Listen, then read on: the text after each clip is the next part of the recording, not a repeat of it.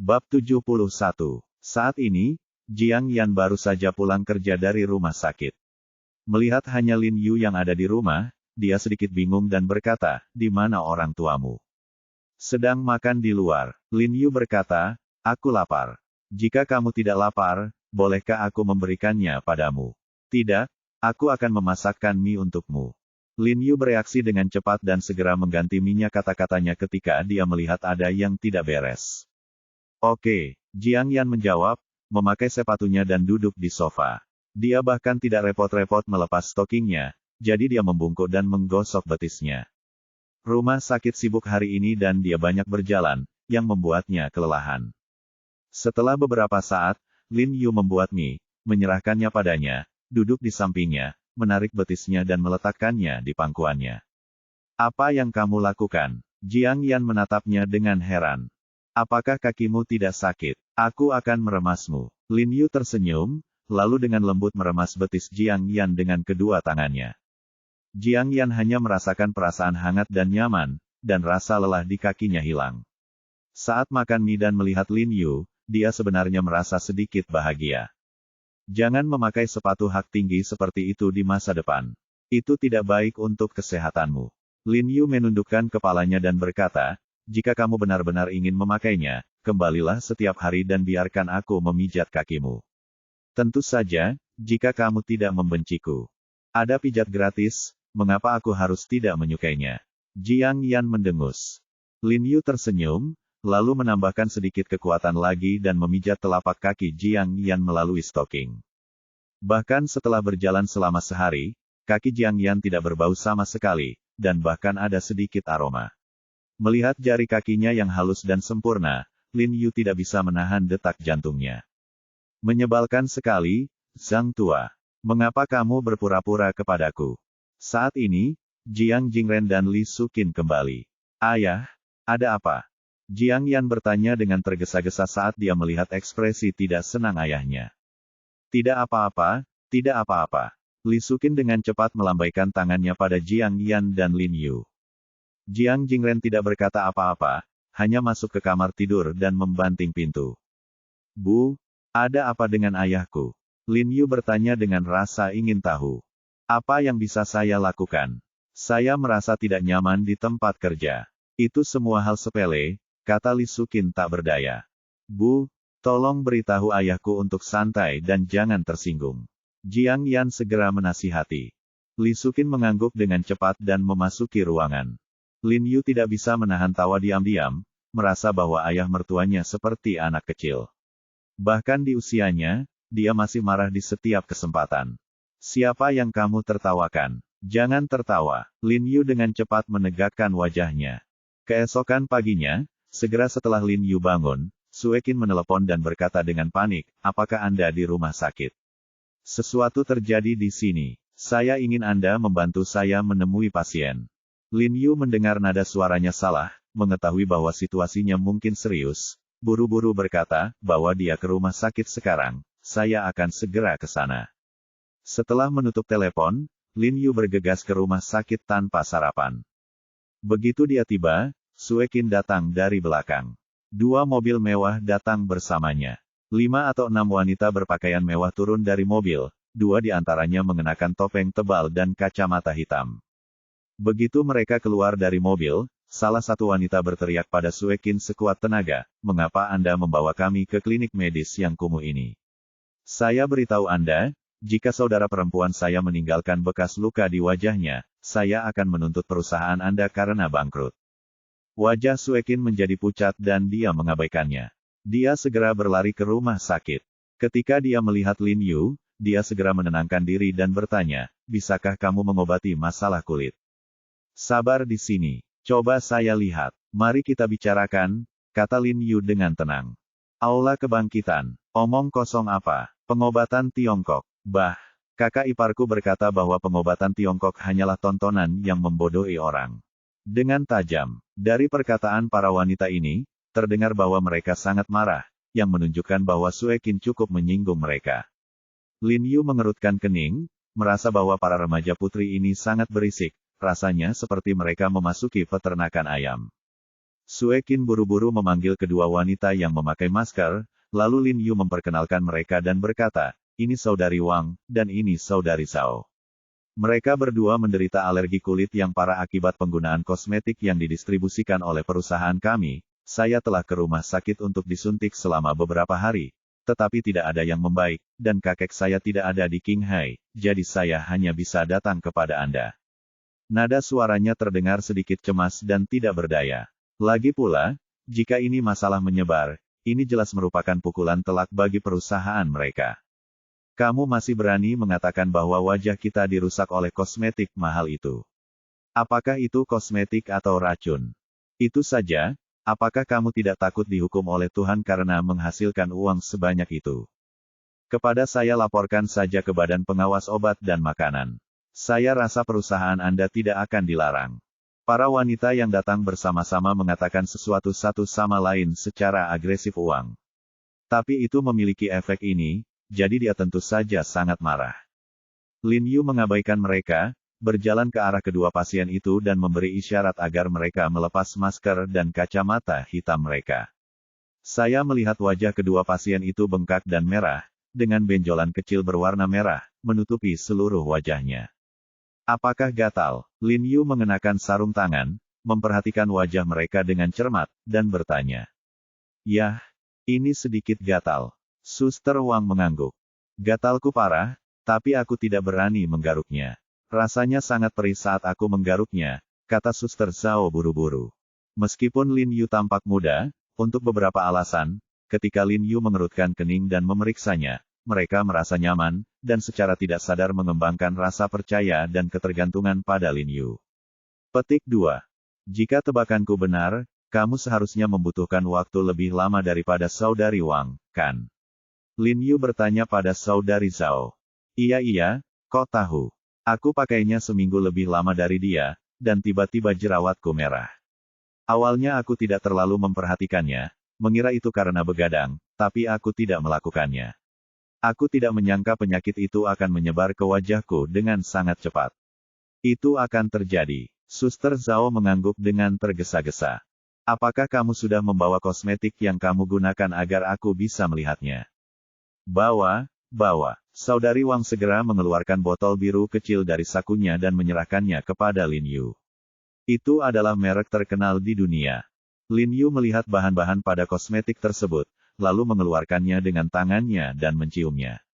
Kemudian dia mengangguk dan berkata, tidak ada masalah dengan kosmetik tersebut, tetapi kalian semua memiliki kulit sensitif dan rentan terhadap alergi. Kamu biasa melakukannya di akhir musim gugur dan awal musim semi. Kamu sering mengalami gejala tangan dan kaki gatal. Petik 2. Faktanya, Lin Yu tidak perlu memeriksa kosmetiknya. Dia bisa melihat penyebab saudari Wang dan saudari Zhao di sekilas. Alasan mengapa dia ingin memeriksa kosmetik tersebut adalah untuk membantu Sue Qin memperjelas kualitas kosmetik itu sendiri. Ya, terkadang lengan dan kakiku terasa gatal karena alasan yang tidak diketahui. Saudari Wang dan saudari Zhao mengangguk dengan cepat dan menjawab. Gejalamu disebut masuk angin dalam pengobatan tradisional Tiongkok dan urtikaria akut dalam pengobatan barat. Tunggu sebentar, aku akan menyiapkan obat dan mengoleskannya padamu. Ini akan efektif pada hari yang sama. Benarkah? Apakah ini akan efektif pada hari yang sama? Saudari Wang membuka mulutnya karena terkejut, tidak percaya. Dia dan Sister Zhao pergi ke rumah sakit selama beberapa hari untuk menjalani implantasi protein, laser imun, dan histamin human imunoglobulin, tetapi tidak ada pengaruhnya.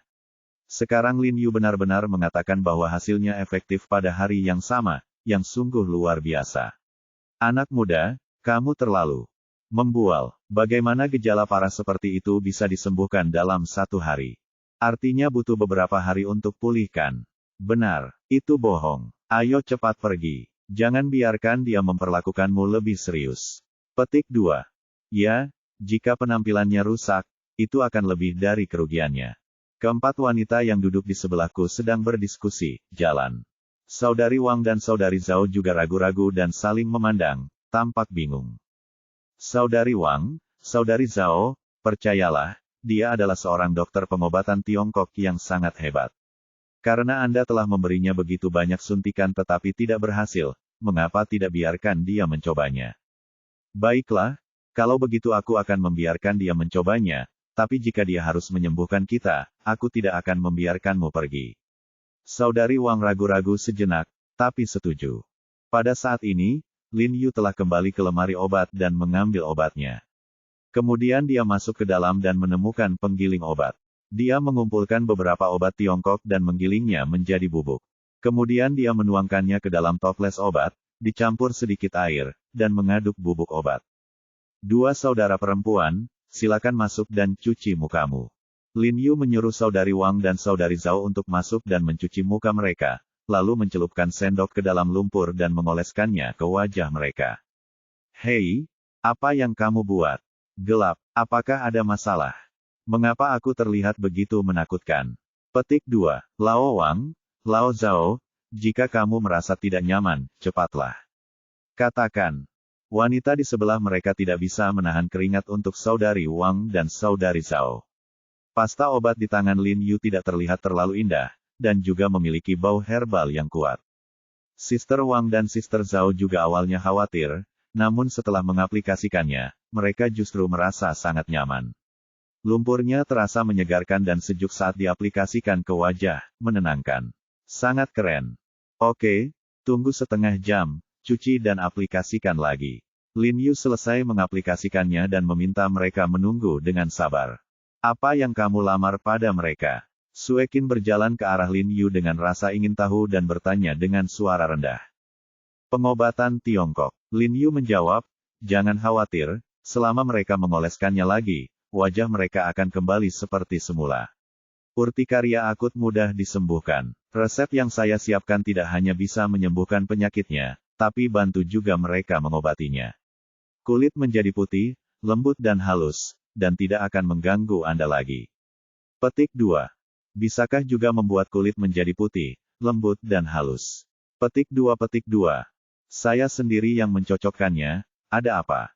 Jangan khawatir, itu pasti efektif. Lin Yu menatapnya dengan heran, berpikir bahwa dia tidak mempercayainya. Lalu menurut pendapatmu, jika orang biasa menggunakannya, apakah akan memiliki efek ini juga? Kata Sue Qin bersemangat. Ya, jika pasien bisa menggunakannya, tentu saja orang biasa bisa menggunakannya, kata Lin Yu sambil tersenyum. Seberapa bagus efeknya? Sue Qin bertanya dengan tidak sabar. Coba lihat saja sebentar. Saya tidak tahu seberapa bagus efeknya, tapi setidaknya ini jauh lebih baik daripada merek internasional yang Anda jual. Lin Yu berkata dengan yakin bahwa lumpur obat yang dia siapkan tidak ada bedanya dari kosmetik tersebut. Terdapat perbedaan yang mendasar, bahan obat Cina murni sama sekali tidak memiliki efek samping dan tidak menimbulkan alergen. Kekuatan pengobatan tradisional Tiongkok terletak pada banyaknya bahan tumbuhan alami dalam pengobatan tradisional Tiongkok, yang tidak dapat disintesis oleh pengobatan barat tidak peduli seberapa keras bahan tersebut disintesis. Sue Qin sangat bersemangat setelah mendengar perkataan Lin Yu, seolah-olah dia mencium peluang bisnis yang sangat besar. Jika efeknya sebaik yang dikatakan Lin Yu, maka jika lumpur obat ini dijadikan produk perawatan kulit dan dijual di pasaran, dia pasti akan menghasilkan banyak uang. Bounty-nya penuh. Dan karena Lin Yu menyiapkannya sendiri, ia memiliki monopoli eksklusif. Dengan kemampuan bisnisnya, dia pasti akan membuat lumpur perawatan kulit ini memiliki reputasi tertentu di dalam negeri, dan bahkan bersaing dengan merek-merek besar tersebut secara internasional. Namun, ini hanyalah ide yang bagus. Seberapa efektif lumpur obat ini akan terungkap setelah Sister Wang dan Sister Zhao menggunakannya. Setengah jam kemudian, Lin Yu meminta saudari Wang dan saudari Zhao untuk membersihkan lumpur obat di wajah mereka. Bintik-bintik merah dan jerawat di wajah mereka berkurang banyak, memperlihatkan sebagian besar kulit putih. Ya Tuhan, ini benar-benar berhasil. Hanya dalam waktu singkat, jerawatnya hilang. Luar biasa kan? Apa ini? Beberapa wanita tidak bisa menahan diri untuk tidak berseru dan memandang Lin Yu dengan rasa ingin tahu tentang lumpur obat di tangannya. Lin Yu membantu Sister Wang dan Sister Zhao mengaplikasikannya lagi di wajah mereka. Kali ini pengaplikasiannya lebih tebal dari sebelumnya, jadi waktu tunggu tentu saja lebih lama. Ketika saatnya tiba, saudari Wang tidak sabar untuk membersihkan lumpur dari wajahnya. Ketika dia melihat dirinya di cermin, dia langsung berteriak. Di cermin, semua jerawat di wajahnya telah hilang, dan kulitnya menjadi sangat putih dan lembut.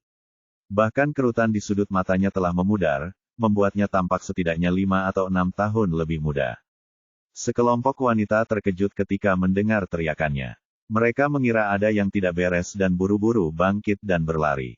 Ketika mereka melihat wajah saudari Wang, mereka pun berteriak dan bahkan tidak sabar untuk mengulurkan tangan dan menyentuh wajahnya. Ya Tuhan, ini luar biasa. Apakah ini obat mujarab? Bagaimana mungkin? Dengan begitu banyak keterampilan, kulitmu menjadi begitu bagus. Sangat lembut dan putih. Lebih baik daripada suntikan cahaya air. Saudari Zhao mendengar teriakan mereka dan segera pergi ke kamar mandi untuk mencuci wajahnya. Dia melihat wajahnya telah kembali ke bentuk aslinya dan terlihat jauh lebih cerah dari sebelumnya. Bahkan beberapa bintik di hidungnya lebih terang dari sebelumnya. Banyak. Dia dengan lembut menyentuh wajahnya dengan tangannya yang gemetar, yang terasa halus dan lembut, lalu dia menangis kegirangan. Sue Qin juga terkejut dengan pemandangan ini dan tidak bisa berkata-kata, dengan wajah penuh rasa tidak percaya. Jangan terlalu bersemangat, ini hanya efek sementara setelah mengoleskan obat, tapi urtikaria mereka memang sudah sembuh. Ingatlah untuk lebih memperhatikan saat makan di luar di kemudian hari. Dokter, terbuat dari apakah lumpur obat Anda ini? Jual saya salinannya. Pada saat ini, wanita muda dengan rok kuning yang datang untuk mengejek Lin Yu bergegas mendekat dengan penuh semangat dan meraih lengan Lin Yu. Dokter, jual satu juga padaku. Aku akan membelinya berapapun harganya. Aku juga menginginkannya. Aku juga menginginkannya. Maaf, saya hanya menjual ini kepada pasien. Lin Yu menolak. Pergelangan tangannya sakit setelah menggiling toples obat tadi. Oh, dokter, jual saja salinannya kepada kami. Benar, pria kecil yang tampan, saya akan menjanjikan apapun yang Anda inginkan, oke. Jangan pelit, semua berpengalaman dalam urusan manusia. Sebagai pribadi, dia secara alami sangat berpikiran terbuka. Untuk membeli pasta obat Lin Yu, dia tidak ragu-ragu untuk bertindak genit dan menggosokkan tubuhnya ke tubuh Lin Yu secara sengaja atau tidak sengaja. Lin Yu belum pernah melihat postur seperti itu sebelumnya. Dia tidak bisa menahan diri untuk tidak tersipu dan bingung sejenak. Semuanya, diamlah. Kamu kembali dulu. Dengan cara ini, aku berjanji, aku pasti akan memberimu sepotong. Anggap saja itu sebagai hadiah festival pertengahan musim gugur untuk semua orang. Oke. Beritahu mereka untuk tidak khawatir. Benarkah? Benarkah? Sue Qin mengangguk, dan para wanita muda itu menjadi tenang dan berpencar dari Lin Yu. Lin Yu menarik napas dalam-dalam, menatap Sue Qin, dan tersenyum tak berdaya. Karena dia setuju, biarkan dia menggiling obatnya sendiri. Hanya dalam beberapa jam, sikap beberapa wanita bangsawan terhadap Sue Qin juga berubah total. Mereka terus memegang tangan Sue Qin untuk mengungkapkan rasa terima kasih mereka, agak enggan, dan di saat yang sama mereka tidak lupa bertukar kontak dengan Lin Yuwei. Anak kecil yang tampan, ini kartu namaku. Tolong hubungi aku lebih banyak lagi.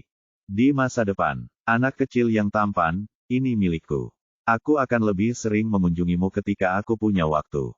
Keluarga membuat kue bulan. Jangan membeli kue bulan untuk festival pertengahan musim gugur. Aku akan mengirimkannya kepadamu. Petik 2. Ini milikku. Aku mencintaimu, pria kecil yang tampan. Kartu nama mereka satu per satu. Mau tak mau aku terpana melihat kartu nama kue bulan ini. Kartu nama ini cukup berguna, karena sebentar lagi festival pertengahan musim gugur. Jika itu kue bulan biasa, Lin Yu tentu tidak akan menganggapnya serius, tapi ini kue bulan Gui Hualu, yang konon sulit dibeli. Kue bulan mereka adalah merek terkenal di Qinghai dan terkenal di seluruh Tiongkok. Selama festival pertengahan musim gugur, meskipun Anda punya uang, Anda tidak dapat membelinya, karena mereka bahkan tidak dapat membuatnya hanya sebagai penghormatan kepada Qinghai dan Qinghai. Orang-orang biasa bahkan tidak bisa melihatnya.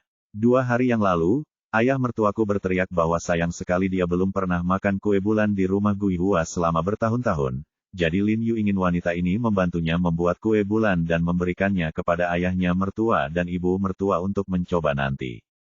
Setelah mengantar wanita-wanita ini, Sue Qin buru-buru mendekati Lin Yu dan berkata dengan penuh semangat, pernahkah Anda berpikir untuk membuat lumpur obat Anda menjadi produk perawatan kulit? memproduksinya secara massal, dan kemudian menjualnya di pasar. Tidak, Lin Yu menggelengkan kepalanya. Dia tidak pernah memikirkannya. Lumpur obatmu sangat efektif. Jika kita memproduksinya secara massal dan menjadi terkenal, penjualannya pasti akan meledak. Melihat Lin Yu sepertinya tidak tertarik, Sue Qin segera berkata dengan penuh semangat. Baiklah, jika kamu ingin memproduksinya secara massal, kamu bisa. Aku akan memberimu resepnya. Lagi pula, akan lebih mudah bagimu untuk mendapatkan obat dari Song Zeng. Lin Yu langsung menulis resep dan menyerahkannya kepada Sue Qin, dan mendasarkannya metode dan rasio modulasi diberitahukan kepadanya. Sue Qin tercengang saat melihat resep yang diserahkan oleh Lin Yu, dan hatinya terkejut. Ini bukanlah resep sederhana. Di matanya, itu adalah keuntungan puluhan juta, ratusan juta atau bahkan puluhan miliar. Tapi Lin Yu memberikannya dengan begitu mudah. Ada apa? Ambillah. Lin Yu berkata sambil tersenyum, saat kamu menghasilkan uang, ingatlah untuk mentraktir kami. Sue Qin menggigit bibirnya, lalu mengambil resepnya dan berkata, kalau begitu aku akan memperlakukanmu sebagai pemegang saham sekarang, Anda akan menjadi pemegang saham mayoritas. Oke, Anda bisa mengetahuinya. Jika Anda menemui kesulitan, Anda bisa datang kepada saya kapan saja. Lin Yu tersenyum padanya dan tidak menolak. Dia sama sekali tidak menganggapnya serius karena dia tidak tahu apa-apa tentang pasar kosmetik. Beberapa hari kemudian, itu adalah festival pertengahan musim gugur. Awalnya, menurut praktik keluarga Jiang, keluarga beranggotakan 4 orang memasak dan minum di rumah, tetapi tahun ini Jiang Jingren tidak setuju dan mengatakan bahwa dia telah memesan meja di restoran berikutnya. Ke biro mereka, malam ini pergi ke restoran untuk makan. Jiang Yan dan Li Sukin tidak keberatan. Selama keluarga itu bersama, tidak masalah di mana mereka makan. Pada malam festival pertengahan musim gugur, Lin Yu dengan santai mengenakan pakaian olahraga dan hendak keluar. Jiang Yan menghentikannya, lalu menemukan jaket hitam baru dari lemari dan menyerahkannya kepadanya, sambil berkata, pakai ini. Petik 2. Ah, kamu membelikannya khusus untukku. Lin Yu cukup terkejut. Aku tidak ingin kamu keluar dan mempermalukanku. Jiang Yan mendengus dingin, dan jantungnya melonjak beberapa kali. Dia tidak tahu kenapa, tapi dia sepertinya peduli dengan citra Lin Yu akhir-akhir ini, dan ingin mendandaninya dengan bagus. Ya, dulu, dia tidak akan repot-repot menangani sampah ini. Lin Yu dan keluarganya baru saja keluar, dan Zhou Chen memanggilnya dan bertanya, Jiarong, kamu di mana? Apakah kamu di rumah? Yuxuan dan aku akan pergi ke sana bersama-sama. Lin Yu mendengar nada bicara Zhou Chen. Dia berada di cepatlah dan mengira sesuatu telah terjadi, jadi dia buru-buru berkata, baiklah, kalau begitu datanglah. Ayah, Bu, kalian pergi dulu. Aku akan naik taksi ke sana sebentar lagi. Jiang Yan dan yang lainnya. Setelah bersuara, dia menunggu Zhou Ming dan Shen Yuxuan sendirian di gerbang komunitas. Setelah beberapa saat, saya melihat sebuah mobil sport menderu ke arah saya. Ketika sampai di pintu masuk komunitas, tiba-tiba mobil itu mengerem dan berhenti ke samping. Setelah keluar dari mobil, Shen Yuxuan tersenyum dan berkata, apa kabar, Jiarong, bagaimana keterampilan mengemudi saya? Saya sudah meningkat. Lin Yu tersenyum dan menghela nafas dalam hati. Jiarong, kenapa kamu ada di sini? Zhou Ming juga turun dari mobil sambil memegang kotak brokat panjang di tangannya. Keluarga kami akan pergi makan malam. Jika kamu ingin datang, aku akan membiarkan mereka pergi dulu.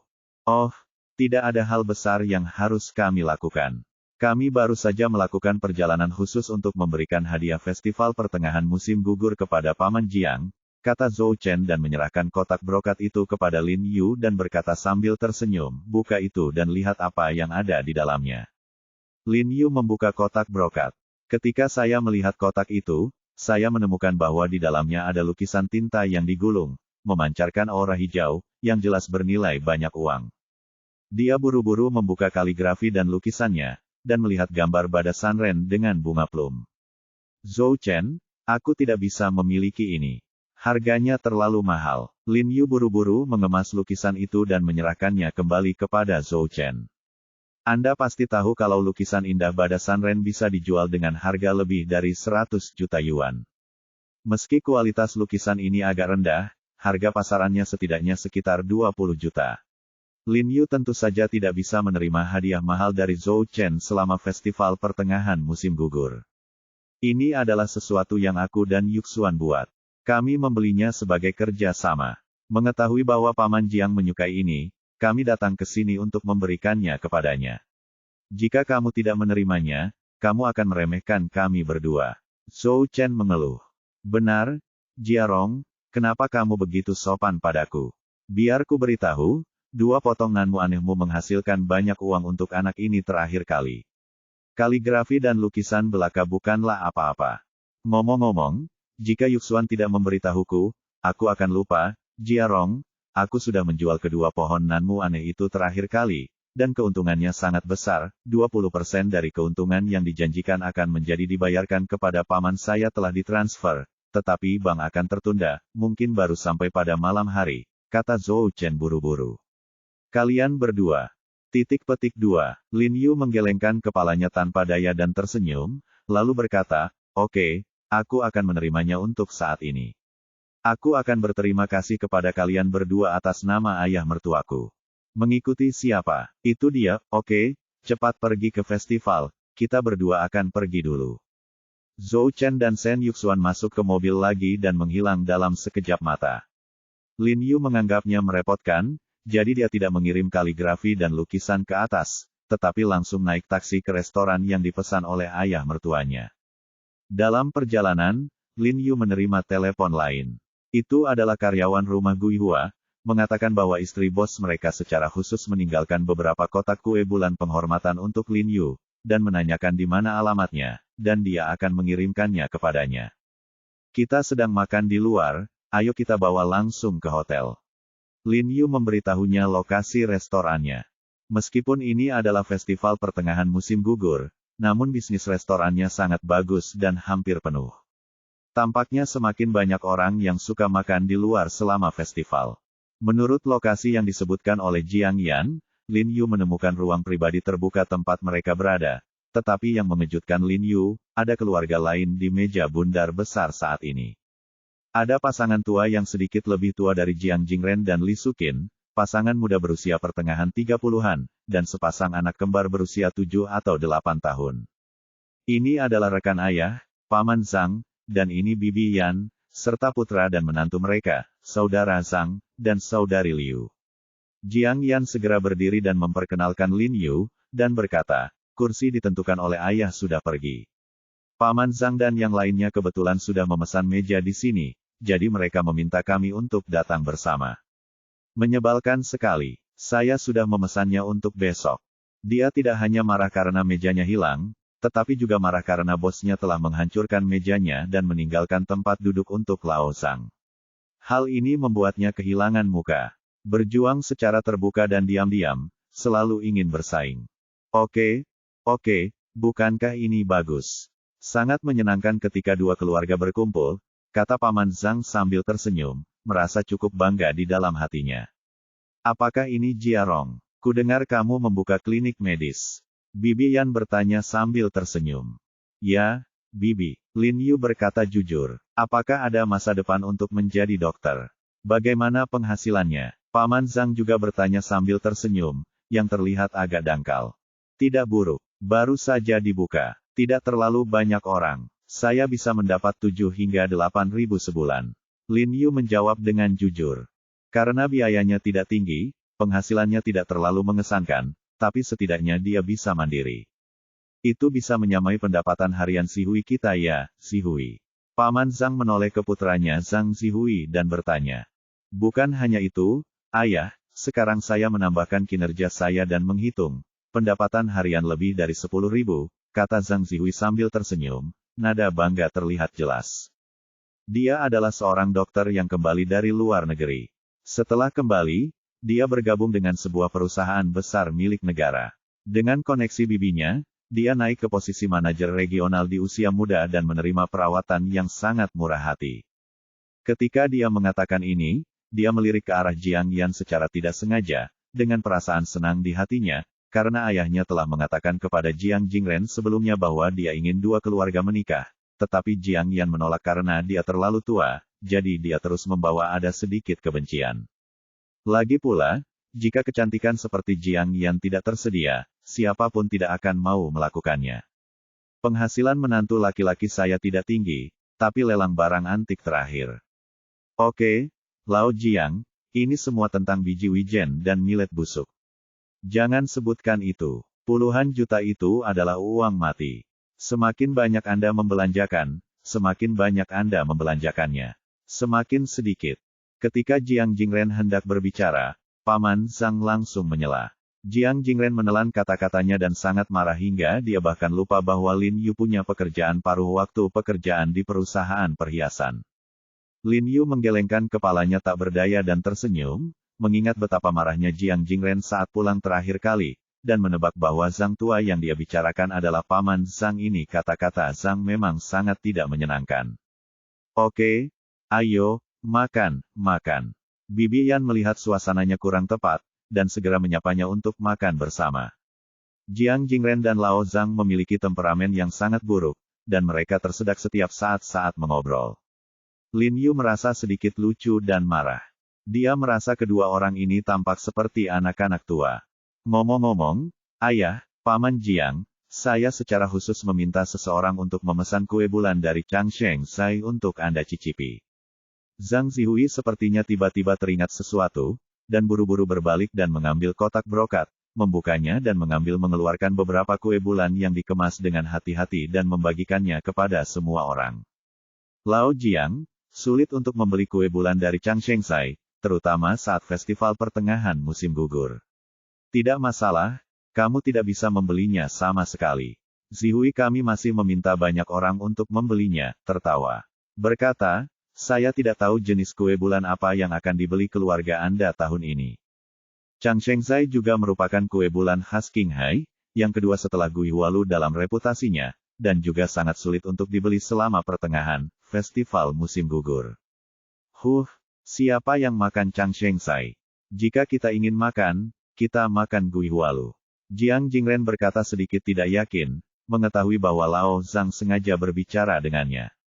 Haha. Benarkah, kue bulan di Menara Osmanthus hanya bisa dimakan oleh orang setingkat wali kota dan sekretaris? Levelmu sudah dinaikkan begitu tinggi. Jadi kamu sudah memesannya. Bolehkah kami mencobanya juga? Lao Zhang tertawa dan berkata, nada sarkasmenya sangat kuat. Jiang Jingren mengepalkan tangannya dengan marah, gemetar dan tidak bisa berkata-kata. Paman Zhang, jika kamu ingin makan, beritahu aku. Orang dari Menara Osmanthus akan membawakannya untukmu sebentar lagi. Aku akan memberimu sebuah kotak. Kali ini, Lin Yu berkata sambil tersenyum. Bab 72 Lukisan Tinta Benar dan Salah. Apa yang kamu lakukan? Jiang Yan memanggil Lin Yu dengan suara rendah. Kapan keluarga mereka memesan kue bulan dari rumah Guihua? Jiang Jingren juga dengan cepat mengedipkan mata pada Lin Yu, memberitahunya bahwa tidak apa-apa untuk menyombongkan diri, tapi tidak terlalu berlebihan. Apakah Anda sudah memesan kue bulan dari Guihualu? Mata Zhang Zihui penuh dengan senyuman sinis. Saya meminta seseorang untuk memberitahu saya bahwa kue bulan dari Guihualu tahun ini sangat terbatas. Bahkan sekretaris Xie menerima tidak lebih dari 2 kotak. Feng He sangat besar, dan dia tidak takut melontarkan lidahnya saat dia membual. Hei, Zihui, bagaimana kamu bisa mengatakan itu tentang Jiarong? Mungkin Jiarong mengatakan yang sebenarnya. Paman Zhang berpura-pura menyalahkan putranya, lalu berkata, mari kita tunggu saja. Bagaimana menurutmu, Lao Jiang? Jiang Jingren tidak berkata apa-apa dan menatap Lin Yu dengan cemas. Dia tidak mengerti apa yang dinyanyikan oleh menantu laki-lakinya yang baik. Ini adalah festival pertengahan musim gugur. Di mana saya bisa membeli kue bulan dari Guihualu? Saya akan menunggu dan melihat juga. Zhang Zihui mencibir. Maaf, siapa Tuan He? Saat ini, seorang pria berseragam merah mengkonfirmasi nomor meja dan bertanya dengan hati-hati kepada orang-orang di meja tersebut.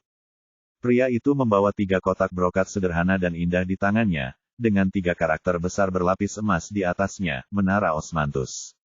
Itu aku. Lin Yu buru-buru berdiri. Tuan He, ini adalah kue bulan yang khusus ditinggalkan bos kami untuk Anda. Saya ucapkan selamat festival pertengahan musim gugur dan semoga sukses. Pria itu berkata dan menyerahkan kue bulan di tangannya kepada Lin Yu, lalu berbalik dan bergegas pergi. Setelah mengantarkan pesanannya, dia pun harus buru-buru pulang untuk liburan. Paman Zhang dan Zhang Zihui kaget saat melihat pemandangan ini. Dilihat dari kemasannya, itu memang kue bulan dari rumah Guihua. Paman Zhang, ayolah, apakah kamu tidak ingin mencobanya? Tolong. Lin Yu segera membuka sebuah kotak dan membagikannya kepada Paman Zhang dan Zhang Zihui terlebih dahulu. Zhang tua, kenapa kamu berdiri di sana? Makanlah. Enak sekali memakan kue bulan dari Guihua Lu selama festival. Apa saja yang ada di Changshengsai. Buang saja. Bisakah kamu memakannya? Saat ini, dia sudah tersenyum dan bahagia di dalam hatinya. Menantu laki-lakinya benar-benar mampu melakukan segalanya. Dia benar-benar mendapatkan kue bulan dari rumah bunga Osmanthus, dan bosnya mengirim seseorang untuk mengirimkannya secara pribadi. Paman Zhang dan Zhang Zihui mengambil kue bulan itu dengan wajah pucat dan menggigitnya secara simbolis. Mereka merasa kue bulan itu seperti hati mereka sendiri, pahit dan sulit untuk ditelan. Bagaimana kamu mendapatkannya? Jiang Yan tidak bisa tidak bertanya-tanya. Salah satu pasien saya adalah pemilik menara Osmanthus. Lin Yu tersenyum. Ngomong-ngomong, ayah, aku baru ingat bahwa aku secara khusus menyiapkan hadiah untukmu selama festival pertengahan musim gugur. Zhang Zihui tiba-tiba teringat sesuatu. Dia menghilangkan kabut di wajahnya, menggantinya dengan ekspresi percaya diri, dan berbalik. Dia mengeluarkan kotak brokat panjang di tanah dan menyerahkannya kepada ayahnya. Apa ini, Zihui? Paman Zhang bertanya dengan berpura-pura bingung. Sebenarnya dia sudah membaca isinya di sini, tapi sekedar untuk pamer, dia pura-pura tidak tahu. Kamu akan tahu setelah kamu membukanya dan melihatnya. Zhang Zihui berkata sambil tersenyum. Paman Zhang mengangguk, lalu membuka kotak itu, dan berkata dengan terkejut, sepertinya lukisan tinta. Ketika Jiang Jingren mendengar ini, dia segera menjadi energi dan menjulurkan lehernya untuk melihat ke dalam. Lao Jiang, ayo, kita lihat bersama. Paman Zhang tersenyum dan mengulurkan tangannya. Oke. Jiang Jingren segera menyetujuinya, segera menyekat tangannya, dan mengikuti Lao Zhang untuk membuka lipatan lukisan itu. Lukisan karya Bada Sanren. Jiang Jingren melihatnya dengan cermat dan berseru.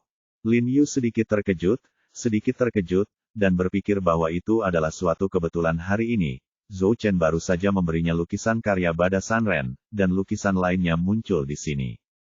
Paman Jiang benar-benar memiliki mata yang bagus.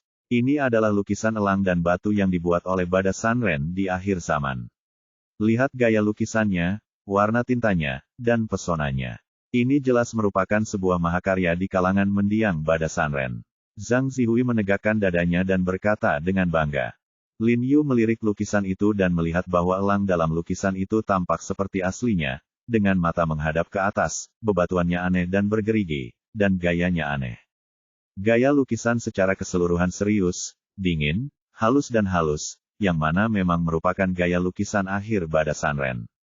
Dia melirik Zhang Zihui yang bangga, tersenyum, dan tidak berkata apa-apa. Lao Jiang, apa kabar? Paman Zhang berkata dengan bangga. Seperti Jiang Jingren, dia menyukai kaligrafi kuno dan lukisan orang-orang terkenal serta mengoleksi barang antik. Saat Jiang Jingren baru saja menyumbangkan Ming Kietai, dia bersikap sombong di tempat kerja, yang membuat Lao Zhang tidak bisa mengangkat kepalanya. Dia telah mencari kesempatan untuk melampiaskan amarahnya, tetapi dia tidak menyangka bahwa dia akan mendapatkan kesempatan hari ini.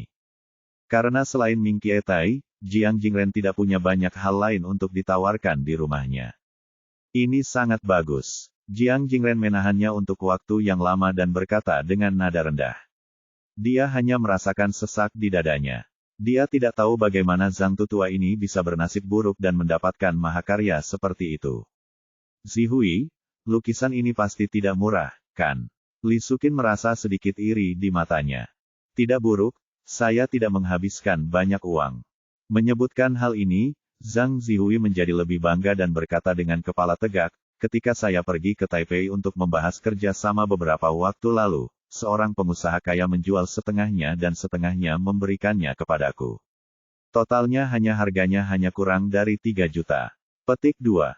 Jiang tua, Anda seharusnya bisa tahu bahwa jika lukisan ini dijual di pasaran, saya khawatir harganya akan lebih dari 20 atau lebih 30 juta. Ini bukan pembelian. Ini hanya sia-sia. Berikan saja. Paman Zhang dengan bangga memamerkannya kepada Jiang Jingren. Jiang Jingren menekan rasa sakit hatinya dan mengangguk, menatap lukisan itu tanpa henti. Kecintaannya terhadap lukisan itu melampaui kata-kata. Oke, lihat saja. Jika kamu kurang melihatnya, kembalilah ke rumahku untuk melihatnya nanti. Paman Zhang sengaja menyimpan lukisan itu dan menggulungnya. Jiarong, hadiah apa yang kamu berikan pada Paman Jiang untuk festival pertengahan musim gugur? Dia awalnya mengira masalahnya sudah selesai, tapi Lin Yu tidak pernah menyangka Zhang Zihui tiba-tiba akan mengincarnya. Zhang Zihui sangat kesal karena Lin Yu baru saja menjadikan kue bulan itu sebagai isu publik. Tentu saja, dia ingin dengan sengaja mempermalukan Lin Yu kali ini. Dibandingkan dengan mahakarya seorang selebriti, kue bulan itu bukanlah apa-apa. Lin Yu tiba-tiba ditanya dan sedikit kewalahan. Dia benar-benar tidak menyiapkan hadiah apapun untuk ayah mertuanya. Oh, Zihui, apa yang kamu tanyakan? Jiarong akhirnya menjadi mandiri dan tidak perlu mengeluarkan uang untuk keluarga, itu bagus. Mengapa kamu meminta hadiah festival pertengahan musim gugur? Lao Jiang Paman. Zhang tertawa. Dia berkata, bunuh tanpa melihat pisaunya. Jiang Jingren merasa hatinya penuh lubang, dan dia ingin memuntahkan seteguk darah lama. Saya tidak menyiapkan hadiah apapun, ayah. Kali ini adalah kelalaian saya. Lin Yu berkata kepada Jiang Jingren dengan nada meminta maaf. Kita semua adalah satu keluarga, mengapa kita harus membeli hadiah? Saya bukan tipe orang yang suka pamer. Lao Jiang, apa maksudmu dengan ini? Aku mengeluarkan lukisan itu untuk menunjukkan kebaikan padamu, tapi mengapa itu menjadi pamer? Jika kamu mampu, pamerkan padaku. Paman Zhang berkata dengan penuh hormat, dia hanya merasa Jiang Jingren sedikit lebih pendek di depannya hari ini. Wajah Jiang Jingren memerah karena marah dan dia tidak bisa menahan batuk beberapa kali. Meskipun aku tidak menyiapkan hadiah untuk ayahku, temanku melakukan perjalanan khusus untuk memberikan hadiah kepada ayahku. Kebetulan, itu juga lukisan karya Bada Sanren. Petik 2. Bagaimana mungkin? Tidak banyak lukisan Bada Sanren yang beredar di pasaran. Bagaimana bisa begitu umum? Paman Zhang mengerutkan kening dan berkata dengan cemas. Ayah, itu normal. Meskipun produk asli Bada Sanren terbatas, banyak tiruan dan palsu ada di mana-mana. Sebenarnya mudah menghabiskan 10 atau 20 ribu untuk membeli yang palsu. Zhang Zihui berkata dengan ekspresi arogan. Oh, itu palsu. Apa gunanya palsu? Tapi dengan kemampuan Jiarong, tidak mudah mendapatkan yang palsu. Ekspresi Paman Zhang melembut dan dia berkata sambil tersenyum. Sejujurnya, salah satu dari dua lukisan kami benar-benar palsu. Lin Yu tersenyum, lalu mengeluarkan lukisan yang diberikan oleh Zhou Chen dan Shen Yuxuan, menyerahkannya kepada ayah mertuanya, dan memberi isyarat agar dia membukanya dan lihatlah. Ayah mertuanya cukup terkejut, dia takut Lin Yu benar-benar membuat lukisan palsu, jadi dia mengedipkan mata pada Lin Yu. Tidak apa-apa, ayah. Lukisan kami asli. Ayah bisa membukanya tanpa khawatir. Kalau begitu maksudmu lukisan kami palsu. Nadanya keras sekali, aku ingin melihat apa lukisanmu. Zhang Zihui mendengar arti lukisan Lin Yu dan berkata dengan marah. Setelah Jiang Jingren membuka lukisan itu, mata Paman Zhang berbinar, dan dia menyadari bahwa lukisan bunga plum ini memang sesuatu yang luar biasa. Gaya lukisannya secara keseluruhan kuat, bulat, anggun, dengan tinta yang tipis namun tebal, tata letak yang cerdas, dan penuh konsepsi artistik, bahkan sedikit melampaui lukisan elang dan batu miliknya. Haha, Lao Zhang, apa pendapatmu tentang lukisan ini? Sepertinya tidak kalah dengan lukisanmu kan? Jiang Jingren juga merasa lukisan ini luar biasa dan kemungkinan besar asli terhapus dan dia berteriak tertawa keras, sangat bangga. Apakah itu benar atau salah masih harus ditentukan. Paman Zhang mendengus dingin, memalingkan muka, dan tidak berkata apa-apa lagi. Sekalipun lukisanmu asli, bukan berarti lukisan kami palsu. Dan menurutku lukisanmu sangat sederhana, lebih seperti tiruan. Zhang Zihui mengertakkan gigi dan berkata, kenapa He Jiarong ini selalu menentang dia, dan bagaimana dia bisa bertemu teman kaya berdasarkan penampilannya yang buruk. Adik, bisakah kamu meminjamkanku lukisan ini? Pada saat ini, seorang lelaki tua berkacamata berdiri di atas meja di kamar pribadi di sebelahnya. Ketika dia melihat lukisan di tangan Lin Yu, matanya berbinar dan dia bergegas. "Siapa kamu?" Lin Yu mau tidak mau bertanya dengan rasa ingin tahu ketika dia melihat aura luar biasa pria tua itu. "Saya adalah Presiden Institut Seni Qinghai, dan ini adalah kartu nama saya." Orang tua itu buru-buru mengeluarkan sebuah kartu nama dan menyerahkannya. "Aku baru saja mendengar apa yang kalian berdua bicarakan. Aku telah melakukan penelitian pada lukisan Bada Sanren, jadi aku bisa mengetahui keasliannya untuk kalian berdua." Bab 73 Undangan tiba-tiba. Begitu Lin Yu mengambil kartu nama itu, Zhang Zihui tidak sabar untuk datang dan mengambilnya. Setelah melihat bahwa itu memang dekan Institut Seni Qinghai, dia mengangguk dan berkata, "Dekan tua, tolong ambil yang bagus, lihat. Yang mana yang palsu?" Zhang Zihui masih sangat yakin dengan lukisannya, karena pengusaha kaya itu mengatakan bahwa dia telah meminta seseorang untuk mengautentikasinya dan tidak diragukan lagi keasliannya. "Dekan tua, maaf merepotkanmu." Lin Yu juga tersenyum dan menyerahkan lukisannya kepada dekan tua. Dekan tua itu mengeluarkan kacamata baca dan kaca pembesar dari sakunya, lalu dengan hati-hati melihat gambar bunga plum Lin Yu. Ini adalah kebiasaan profesionalnya. Kemanapun dia pergi, dia selalu membawa kaca pembesar untuk menemukan kaligrafi dan lukisan antik yang bagus agar mudah dipelajari. Nah, lukisan buah plum ini sepi dan sederhana. Cabang buah plum seperti pedang, badan pohon hampir bebas lumut, dan dahan seperti duri. Komposisinya sederhana, dan ujung yang tajam tersembunyi, karya Bada Sanren. Dekan tua itu memperhatikan untuk waktu yang lama. Kemudian dia mengangguk dan berkata, periode munculnya karya ini seharusnya sebelum Bada Sanren kembali ke kehidupan sekuler. Selama periode ini, dia menciptakan sejumlah besar karya kuno karya plum. Lukisan plum ini dianggap berkualitas tinggi. Ketika Jiang Jingren mendengar ini, dia tidak bisa menahan diri untuk tidak menegakkan dadanya, mengangguk puas, dan melirik ke arah Lao Zhang yang terlihat serius. "Dekan tua, tolong lihat lukisan saya lagi." Zhang Zihui menjadi cemas setelah mendengar ini. Dekan tua itu juga melihat lukisan Zhang Zihui dengan hati-hati, dan kemudian berkata, "Lukisan ini memiliki elemen komposisi yang sederhana, sapuan kuas yang terampil, corak alami, pola batu yang ditampilkan sepenuhnya, dan suasana tangan bebas.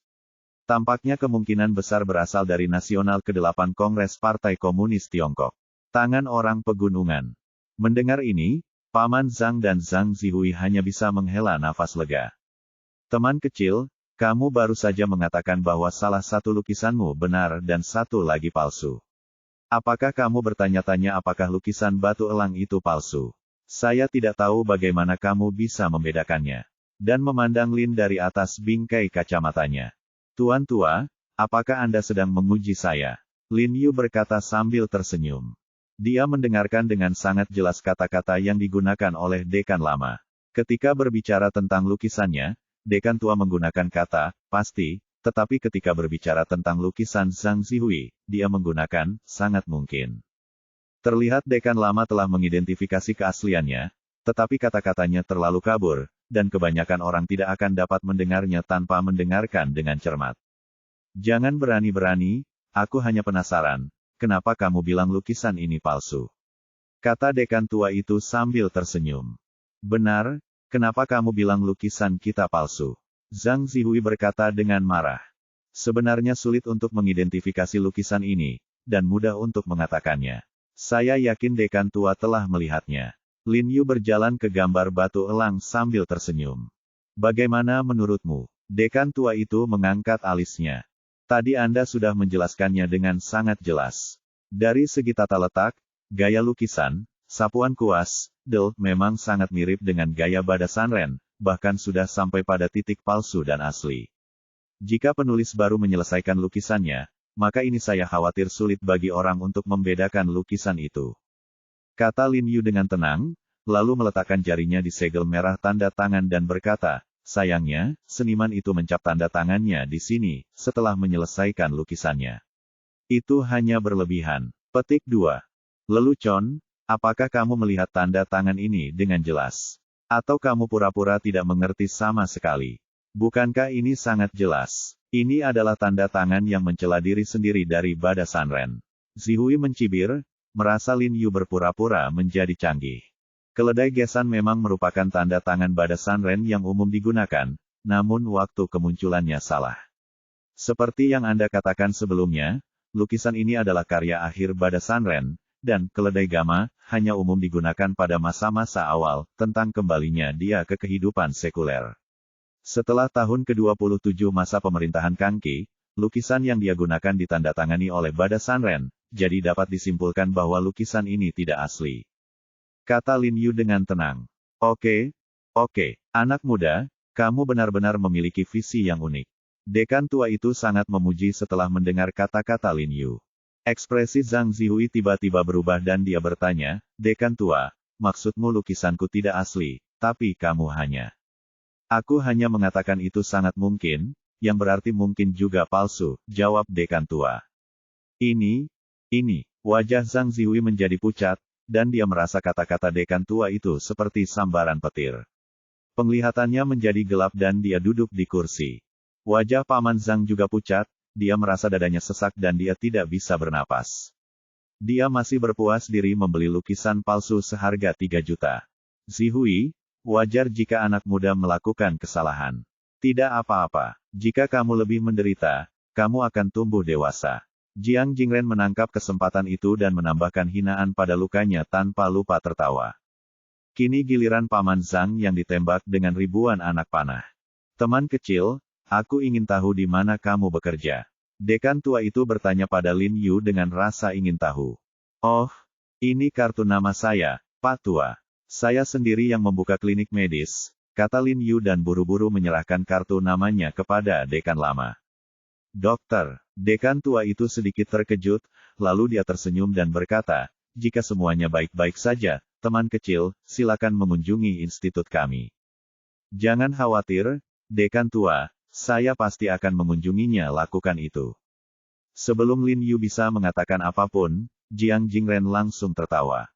Hehe berkata kepada dekan tua itu.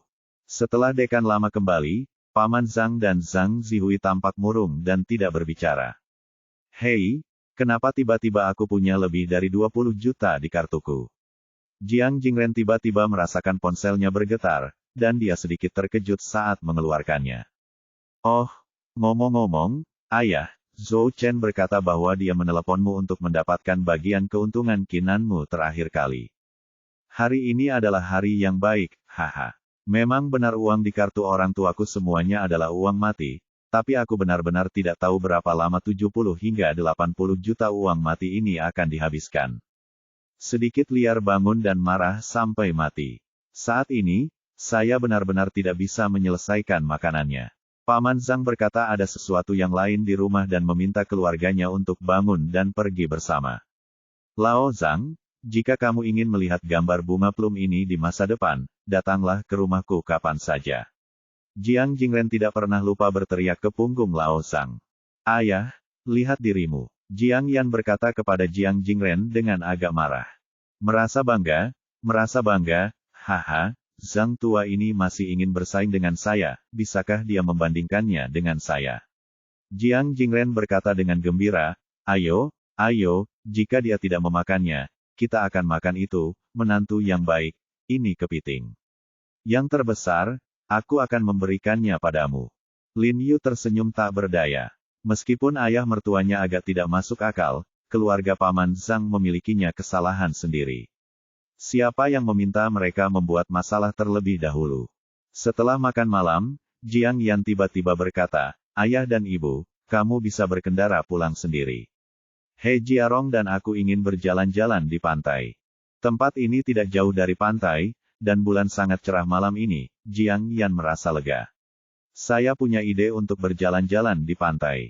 Sudah larut malam, bukankah dingin pergi ke pantai? Li Sukin bertanya dengan prihatin. Kamu sudah sangat tua, kenapa kamu begitu cuek? Pasangan muda ini bersenang-senang bersama. Ayo pergi, ayo pergi. Jiang Jingren mengeluh kepada Li Sukin, meraih tangannya dan berjalan ke tempat parkir. Jiang Yan tidak bisa menahan senyumnya saat dia melihat punggung orang tuanya, dan berkata, selama periode ini, ayahku jauh lebih bahagia dari sebelumnya dan kesehatannya jauh lebih baik. Kamu tertawa. Kamu terlihat jauh lebih cantik ketika kamu tersenyum. Bukankah kamu cantik jika aku tidak tersenyum? Jiang Yan mengerutkan kening dan menginjak kaki Lin Yu dengan sepatu hak tinggi. Angin di pantai agak dingin, jadi Lin Yu melepas pakaiannya dan memakaikannya pada Jiang Yan, dan Jiang Yan tidak menolak. Kapan aku dibawa pulang oleh ibuku? Lin Yu tiba-tiba bertanya dengan rasa ingin tahu. Sejak Tuan Lei bertanya kepadanya tentang pengalaman hidup He Jiarong hari itu, dia terus memikirkannya di dalam hatinya. Ya, dia sudah lama tinggal di tubuh ini, tetapi dia masih tidak tahu apa-apa tentang pengalaman hidupnya. Saya juga lupa, ketika saya berumur 3 atau 4 tahun. 4 atau 5 tahun. Jiang Yan berusaha keras untuk mengingatnya. Bagaimana dengan orang tuaku? Bukankah mereka muncul? Apakah kamu tidak tahu apakah itu muncul atau tidak? Jiang Yan menoleh dan melirik Lin Yu. Dia merasa sepertinya dia menderita penyakit Alzheimer dan tidak dapat mengingat apapun. Tidak, aku takut jika aku tidak di rumah, orang tuaku akan datang atau semacamnya. Lin Yu merasa bersalah dan hampir mengungkapkan rahasianya. Tidak, tidak ada yang datang mencarimu, oke. Jiang Yan memutar matanya, seolah orang tuanya peduli padanya. Jika seseorang datang mencarinya, mereka pasti sudah membawanya pergi sejak lama. Kalau begitu orang tuaku tidak tahu pengalaman hidupku. Lin Yu mengerutkan kening. Entahlah, jangan bicara soal orang tuaku. Direktur panti asuhan tidak tahu. Dia hanya bilang kamu anak hilang. Orang tuamu tidak pernah ditemukan, jadi kamu dikirim ke panti asuhan. Jiang Yan berkata dengan santai, sedikit bingung. Lin Yu tidak tahu kapan saya tiba-tiba menjadi khawatir tentang pengalaman hidup saya sendiri. Oh, itu dia. Lin Yu terdengar sedikit kecewa. Pada saat ini, ponsel Lin Yu tiba-tiba berdering. Dia mengeluarkannya dan menemukan bahwa itu adalah panggilan Zheng Xifan. Jiarong, selamat festival pertengahan musim gugur, aku tidak mengganggu liburanmu, kan? Kata Zheng Xifan sambil tersenyum di ujung telepon. Tidak, tidak, beritahu saja Tuan Zheng jika ada yang harus Anda lakukan. Lin Yu berkata dengan tergesa-gesa. Memikirkan Ferrari yang diberikan Zheng Xifan kepadanya, Lin Yu merasa bahwa dia pantas mendapatkannya, jadi jika Zheng Xifan ada urusan, dia akan dengan senang hati membantu. Sejujurnya, aku punya dendam. Aku akan membicarakan bisnis besok. Bisakah kamu menemaniku ke sana? Pembicaraan bisnis. Lin Yu merasa sedikit bingung, dan berkata sambil tersenyum masam, Tuan Zheng, Anda telah menemukan orang yang salah. Saya dapat menemui dokter, tetapi saya benar-benar tidak pandai berbicara bisnis. Saya tidak meminta Anda membantu saya membicarakan bisnis. Saya klien memiliki saudara perempuan yang secara alami lemah, jadi saya ingin Anda berpura-pura menjadi asisten saya dan ikut dengannya untuk melihat apakah penyakitnya dapat disembuhkan. Zheng Xifan berkata sambil tersenyum. Kenapa harus begitu rumit? Aku bisa menunjukkannya padanya. Lin Yu bertanya-tanya. Jiarong, sejujurnya, klien besarku ini berasal dari ibu kota, bukan orang biasa, jadi aku tidak boleh gegabah. Ikutlah denganku untuk melihat-lihat dulu. Jika kamu yakin dengan pengobatan, lupakan saja. Jika Anda tidak yakin, lupakan saja. Zheng Xifan berkata dengan hati-hati. Oh. Tapi orang besar yang datang dari ibu kota beberapa hari yang lalu itu. Lin Yu tiba-tiba teringat adegan pemblokiran jalan saat dia bersama Lei Jun hari itu. Bab 74 Moksibushi 5 Racun Guntur Api. Ya, sepertinya saudara He mendapat informasi yang cukup. Zheng Xifan berkata sambil tersenyum, latar belakang orang ini tidak sederhana. Cucu tertua dari salah satu keluarga terkenal di Beijing datang ke Qinghai khusus untuk membahas bisnis mobil. Meskipun keluarga kami menonjol di Qinghai, itu bukan satu-satunya. Ada juga pesaing yang sangat kuat, jadi saya ingin saudara He membantu. Jika Anda dapat membantu saudara perempuannya mendapatkan perawatan medis yang baik, tentu saja keluarga kami akan mendapat satu lagi kesempatan. Baiklah, kalau begitu saya akan mencoba yang terbaik, saudara Zheng. Lin Yu mengangguk dan setuju. Baiklah, Dr. He. Ada banyak sekali orang yang meminta Anda menemui dokter sekarang. Jiang Yan memandang ke samping ke arah Lin Yu, dengan sedikit apresiasi yang tak terlihat di matanya. Dia sangat ingin tahu tentang apa yang terjadi pada He Jiarong yang menyebabkan dia mengalami perubahan yang begitu mengejutkan. Adapun bakat yang dikatakan Lin Yu, hanya hantu yang akan mempercayainya. Dia belajar kedokteran, jadi dia secara alami tahu betapa sulitnya belajar kedokteran. Lin Yu tersenyum dan berkata, hargai bulan, nikmati bulan. Setelah Jiang Yan dan Lin Yu kembali ke rumah, ketika mereka membuka pintu, mereka melihat ayah mertua dan ibu mertua mereka tinggal di ruang tamu, tapi ibu mertua sedang duduk, dan ayah mertua sedang duduk di sana. Kamu telah mengetahui kaligrafi dan lukisan jelek ini sepanjang hari, izinkan saya bertanya, bisakah kaligrafi dan lukisan ini menjadi cucumu? Li Suqin berkata dengan marah, lihatlah keluarga Zhang yang lama, ada laki-laki dan perempuan, kamu tidak tersentuh sama sekali. Apa, aku sudah sangat tua dan aku tidak tahu bagaimana cara membuang cucu-cucuku. Tidak akan berhasil jika kamu memarahiku. Anak-anak sudah kembali, jadi kamu bisa memarahi mereka. Saat hendak menerima amnesti, dia buru-buru menelepon istrinya untuk mengubah fokus penyerangan. Saudari Yan, cahaya bulan sangat indah malam ini. Aku masih memiliki beberapa pemikiran yang belum selesai. Bagaimana kalau kita keluar untuk menontonnya sebentar? Lin Yu berkata dengan tergesa-gesa. Oke, kembalilah. Li Suqin berkata dengan wajah tegas, sekarang kalian berdua sudah kembali, aku akan berbicara denganmu baik-baik. Dia tidak pernah bersikap seperti itu terhadap putrinya yang berharga, tapi jelas merupakan kesalahan jika tidak pergi online hari ini. Tidak, justru karena sikapnya yang memanjakan putrinya, dia tidak dapat memiliki cucu bahkan ketika dia sudah tua. Ketika dia hamil dengan Jiang Yan, dia lebih lambat dari teman-temannya. Sekarang teman-temannya telah memeluk cucu mereka, dia bahkan belum melihatnya di sini, jadi dia secara alami sangat cemas. Apalagi malam ini ketika saya melihat si kembar dari keluarga tua Zhang, saya semakin iri. Orang tua jahat ini hanya tahu bagaimana membandingkan kaligrafi, lukisan, dan wajah dengan orang lain, tetapi dia tidak tahu bagaimana membandingkannya dengan orang lain dalam hal seperti itu, masalah serius. Jadi dia sangat marah sepanjang makan malam. Ketika dia pulang dan membicarakannya dengan Jiang Jingren sepenuhnya mendorongnya dan mengatakan itu bukan urusannya, yang membuatnya marah. Melihat dia sangat marah, Lin Yu dan Jiang Yan tidak punya pilihan selain berjalan kembali dari pintu. Mereka saling memandang, lalu Jiang Yan segera berjalan ke arah Li Suqin, duduk di sandaran tangan sofa, meremas Li bahu Suqin dan berkata, oh, Bu, katakan padaku apa yang ingin kamu katakan. Mengapa kamu begitu marah? Itu akan menyakiti tubuhmu. Petik 2. Jika kamu tidak marah, bisakah kamu menganggapnya serius? Petik 2. Li kemarahan Suqin sedikit mereda, tapi nadanya masih sangat tidak menyenangkan. Jika aku tidak marah, aku mungkin tidak bisa menggendong cucu sampai aku mati. Cemberut, sedikit tidak senang. Aku mengatakan yang sebenarnya. Ceritakan padaku tentang kalian berdua. Kalian berdua telah menikah selama lebih dari 2 tahun. Apa yang telah kalian lakukan? Mengapa aku buru-buru menikahkan kalian berdua? Bukankah itu karena aku ingin kamu memberiku cucu lebih cepat? Li Suqin berkata dengan marah. Bu, bukankah kita sudah bekerja keras?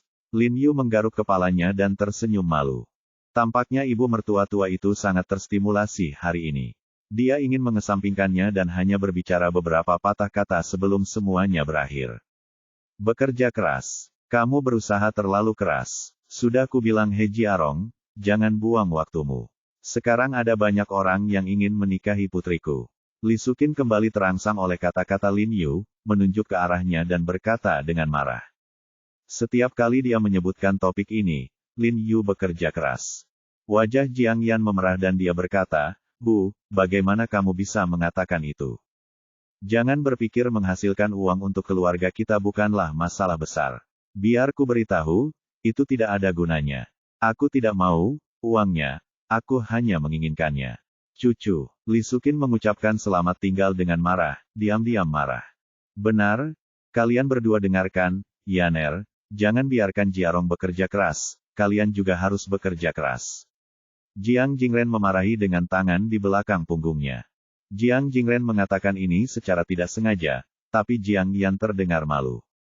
Jangan khawatir, Bu, kami pasti akan mengikuti instruksimu. Lin Yu berkata sambil tersenyum. Pokoknya, aku akan berhenti di situ. Aku akan memberimu tenggang waktu paling lama sampai akhir tahun. Jika kalian berdua tidak mengambil tindakan apapun di akhir tahun, cerai aku.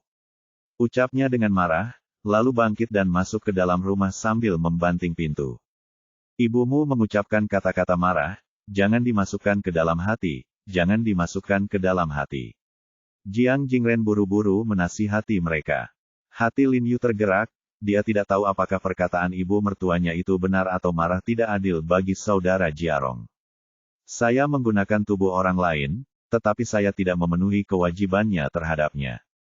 Jiang Yan melirik Lin Yu, menggigit bibirnya, tersipu, dan memasuki ruangan tanpa berkata apa-apa. Di malam hari, dia tidur seperti sebelumnya. Lin Yu masih terbaring di lantai, tapi dia tidak bisa tertidur sambil melihat bulan purnama yang cerah di luar jendela.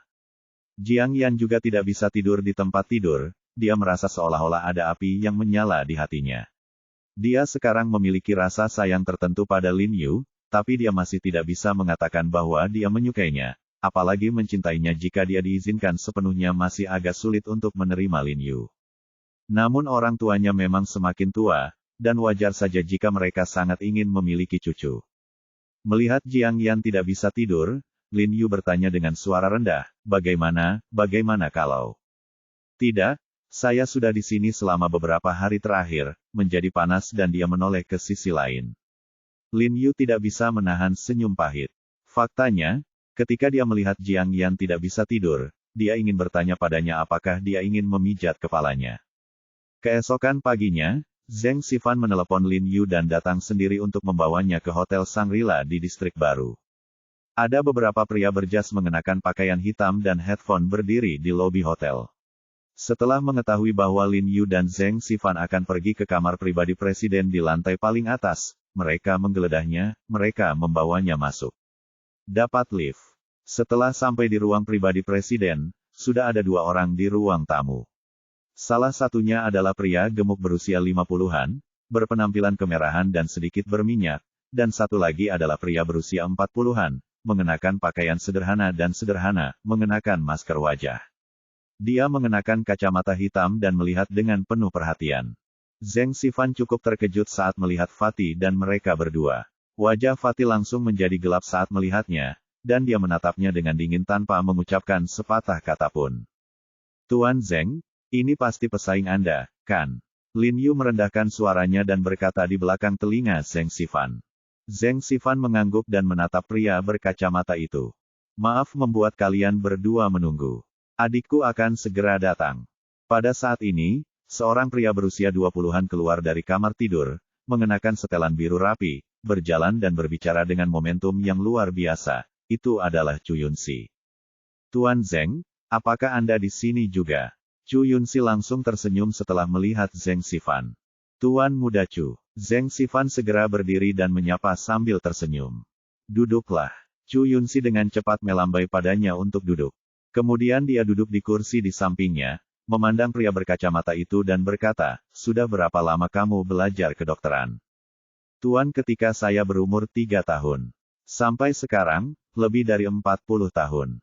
Pria berkacamata itu sedikit memiringkan kepalanya dan berkata, tetapi matanya tidak tertuju pada Chu Yunxi. Dia tampak seperti orang buta.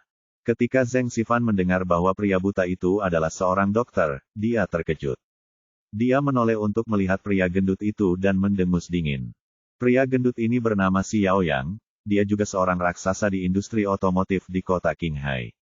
Kamu sudah lama belajar kedokteran, jadi keterampilan medismu pasti luar biasa. Pernahkah kamu melihat penyakit seperti penyakit saudara perempuanku sebelumnya? Saya pernah mendengar bahwa penyakit Nona sebenarnya bukanlah sebuah penyakit, melainkan gejala dari kelemahan fisik. Dia pasti telah dianiaya ketika dia masih muda, kata orang buta itu. Ya, adikku diam-diam pergi bermain skating dengan seseorang di sungai ketika dia masih kecil. Esnya pecah dan dia terjatuh. Untungnya, dia diselamatkan tepat waktu, jika tidak, nyawanya tidak akan terselamatkan. Sejak itu, dia menderita masalah ini. Kali ini saya datang ke Qinghai, mungkin karena iklim yang membuat saya sangat lemah. Kata Chu Yunxi buru-buru, Cintanya pada saudara perempuannya terlihat jelas dalam kata-katanya. Tidak masalah, biarkan aku merasakan denyut nadinya. Setelah penyakitnya dipastikan, pengobatannya seharusnya tidak sulit, kata orang buta itu dengan percaya diri. Dia telah bepergian secara ekstensif selama bertahun-tahun dan telah melihat banyak penyakit aneh, jadi masalah kecil ini seharusnya tidak menjadi masalah baginya. Tuan Chu, dokter ajaib ini bukanlah orang biasa. Dia adalah seorang ahli yang saya cari dengan susah payah dari daerah Lingnan. Kalau begitu terima kasih, Bos Si dulu, kata Chu Yunxi sambil tersenyum. Zheng Xifan sangat cemas ketika mendengar ini. Jika orang yang ditemukan Si Yaoyang menyembuhkan penyakit Nona Chu, bisnisnya mungkin akan hancur. Tuan, Nyonya ada di sini. Pada saat ini, sesosok tubuh yang agak kurus datang dari luar. Wajah cantik itu sedikit pucat, dengan sedikit rasa sakit, membuat orang merasa lemah dan lemah. Izinkan saya memperkenalkan kepada Anda, ini saudara perempuan saya, Chu Yunwei berkata sambil tersenyum, dan segera berdiri dan membiarkannya duduk di kursinya. Apakah kamu merasa lebih baik? Chu Yunxi bertanya dengan lembut. Chu Yunwei mengangguk, tapi terbatuk 2 kali. Dia mengangkat kepalanya dan melihat sekeliling ke orang-orang di ruangan itu. Saat dia melihat Lin Yu, dia terkejut. Dia menatap Lin Yu tanpa berkedip, alisnya sedikit berkerut, dan emosi aneh melonjak dalam dirinya mata. Lin Yu sedikit panik melihat pandangannya, dan tanpa sadar mengulurkan tangan dan menyentuh wajahnya, mengira ada sesuatu di wajahnya. Saudari, ini Bos Zheng, ini Bos Si, dan ini adalah dokter yang diundang khusus oleh Bos Si untuk Anda, Tuan Ni. Chu Yunxi memanggil Chu Yunwei dengan lembut, lalu Chu Yunwei dia memalingkan muka dari wajah Lin Yu dan menyapa semuanya. Nona Chu, bisakah saya memeriksa denyut nadi Anda? Kata orang buta itu. Chu Yunwei tidak menolak, dan mengulurkan lengannya yang cantik dan meletakkannya di atas bantal denyut nadi. Pria buta itu dengan hati-hati memeriksa denyut nadi Chu Yunwei. Setelah beberapa saat, orang buta itu tersenyum percaya diri dan berkata, Nona Chu, jika diagnosis saya benar, suhu tubuh Anda seharusnya sekitar 35 derajat baru-baru ini, bukan? Ya, seperti ini pada hari saya menelepon King Hai. Kamu sering merasa pengap. Aku kesal, jawab Chu Yunxi buru-buru. Dan saya kehilangan nafsu makan dan sering sakit perut, kan? Tanya orang buta itu selanjutnya. Ya, Chu Yunwei menjawab dengan lembut. Perkemahan dan penjaga wanita tertua tidak berhubungan baik, dan dia pernah terkena flu di masa lalu, yang mengakibatkan tubuh lemah dan kilemah. Selama racun kelembapan dan dingin dihilangkan dari tubuh, dia bisa disembuhkan. Kata orang buta itu dengan tenang. Tuan, bagaimana saya harus mengobatinya? Chu Yunxi bertanya dengan penuh semangat. Adik saya sudah menderita penyakit ini lebih dari 10 tahun dan sudah menjalani pengobatan. Namun gejalanya bisa diobati tetapi akar penyebabnya tidak bisa dihilangkan. Moksibusi api petir bisa efektif, tetapi kelembapan dan energi beracun wanita tertua telah menembus ke dalam kulit. Saya khawatir moksibusi api petir biasa tidak akan berhasil. 5 racun perlu ditambahkan untuk menyerang racun yin dengan yang racun. Kata orang buta itu. 5 racun. Chu Yunxi mengerutkan kening, sedikit khawatir. Tuan Muda Chu, meskipun 5 racun mengacu pada 5 jenis racun, racun yang diambil darinya dapat digunakan untuk mengobati penyakit. Itu semua tergantung Tuan, selama tidak ada risiko. Chu Yunxi menghela nafas lega setelah mendengar ini. Jangan khawatir, Tuan Muda Chu, saya akan mengurus semuanya. Orang buta itu tersenyum, sangat percaya diri. Meskipun moksibusi api guntur 5 racunmu. Siapa kamu? Kapan giliranmu untuk menyela di sini? Lin Yu hendak berbicara ketika Chu Yunxi tiba-tiba memarahinya dengan dingin. Meskipun Chu Yunxi berbicara dengan sopan, dia memiliki hierarki yang jelas di dalam hatinya. Menurutnya, Lin Yu hanyalah seorang pengikut dan tidak berhak menyela sama sekali. Lin Yu berani menyela sebelum dia dapat berbicara, yang merupakan penghinaan besar bagi Chu Yunxi dia. Tidak sopan. Bab 75, membedakan konstitusi fisik. Bos Zheng, apakah ini caramu mendisiplinkan orang-orangmu? Chu Yunxi berkata dengan dingin kepada Zheng Xifan. Zheng Xifan melihat suasananya tidak tepat, dan buru-buru berkata dengan jujur, Tuan Chu, saya tidak memperkenalkan Anda sekarang. Tuan He ini bukan bawahan saya, tetapi seorang dokter. Saya secara khusus mengundangnya ke sini hari ini karena dia juga ingin membantu Nona Chu dengan perawatan medisnya. Dokter, Yunsi memandang Lin Yu sejenak, sedikit mengernyit, seolah dia tidak mempercayainya. Lagi pula, Lin Yu tampak seumuran dengannya. Lin Yu membungkuk sedikit pada Chu Yunsi dan Chu Yunwei dan memberi isyarat dengan sopan. Ketika dia mendongak, dia menemukan bahwa mata Chu Yunwei masih menatap wajahnya, dia tidak bisa menahan rasa ingin tahunya. Dia telah menatapnya seperti ini sejak dia memasuki pintu pernah bertemu saudara Jia Rong sebelumnya. Tuan He, kan, sudah berapa tahun Anda belajar kedokteran? Chu Yunsi bertanya tanpa ekspresi. Setelah mengetahui bahwa Lin Yu bukanlah pengikut Zheng Xifan, Chu Yunsi berbicara sedikit lebih sopan, tetapi ekspresinya masih sangat arogan, karena dia tidak bisa mempercayai Lin Yu sama sekali. Ini, sebenarnya tidak butuh waktu lama. Aku baru mempelajarinya belum lama ini. Lin Yu tidak menyangka Chu Yunsi akan menanyakan hal ini, dan langsung dihentikan menurut statusnya selama hidupnya. Dia sudah belajar pengobatan barat selama 5 tahun, tapi menurut status He Jiarong, hanya 3 bulan. Oh, kamu tidak belajar lama dan kamu datang untuk mentraktir adikku. Menurutmu siapa adikku? Chu Yunsi menamparkan sandaran tangan kursi dengan keras, cukup kesal, dia juga berkata untuk Zheng Xifan. Jika bertahun-tahun naik turunnya dunia bisnis tidak memupuk karakternya yang tenang dan terkendali, dia pasti sudah mengutuk sejak lama. Kakak perempuannya memiliki status terhormat, jadi tentu saja tidak ada dokter yang bisa merawatnya. Sedangkan untuk orang buta, dia hanya menyetujuinya setelah mengkonfirmasinya berkali-kali dengan Xiaoyang. Sekarang Zheng Xifan dengan santai menyeret seorang pemuda yang sudah beberapa hari tidak belajar kedokteran untuk datang merawat saudara perempuannya. Ini sangat tidak bertanggung jawab kepada saudara perempuannya dan sangat tidak menghormati dia. Kesannya terhadap Zheng Xifan tidak bisa membantu tetapi menurun sedikit pun. Tuan Zheng, apa maksud Anda dengan ini?